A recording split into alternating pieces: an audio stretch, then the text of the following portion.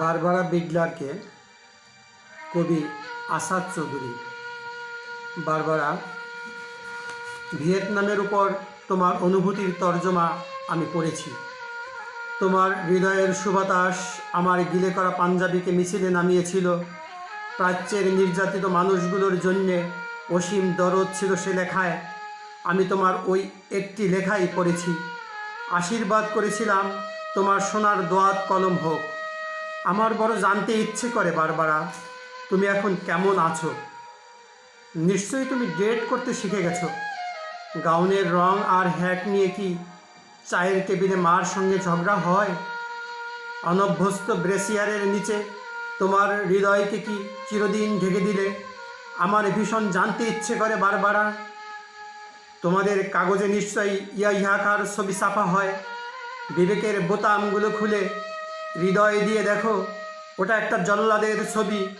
15 লক্ষ নিরস্ত্র লোককে ঠান্ডা মাথায় সে হত্যা করেছে। মানুষের কষ্টার্জিত সভ্যতাকে সে গলা টিপে হত্যা করেছে। অদ্ভুত জাদুকরকে দেখো, বিংশ শতাব্দীকে সে কৌশলে টেনে হিস্ট্রে মধ্যযুগে নিয়ে যায়।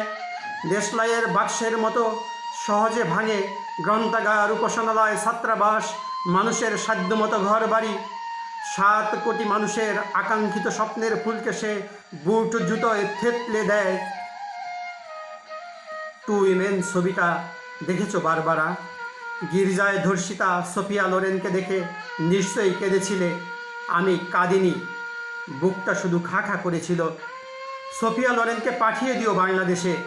30,000 রমণীর নির্মম অভিজ্ঞতা শুনে তিনি শিউরে উঠবেন। অভিধান থেকে নয়, 80 লক্ষ শরণার্থীর কাছ থেকে জেনে নাও নির্বাসনের অর্থ কী। জর্জ ওয়াশিংটনের ছবিওয়ালা ডাক টিকিটে খোঁজ থাকবে না স্বাধীনতার। আমাদের মুক্তিযোদ্ধাদের কাছে এসো। সাধু অ্যাবের মর্মর মূর্তিকে গণতন্ত্র আর মানবতার জন্য মালির ঘামে ভেজা ফুলের তোড়া দিও না। নিহত লোকটি লজ্জায় ঘৃণায় আবার আত্মহত্যা করবে। বারবারা, এসো। রবিশঙ্করের সুরে সুরে মুমূর্ষ মানবতাকে গাই। বিবেকের জংধরা দরজায় প্রবল করাঘাত করি। অন্যায়ের বিপুল হিমালয় দেখে এসে ক্রুদ্ধ হই, সংগঠিত হই।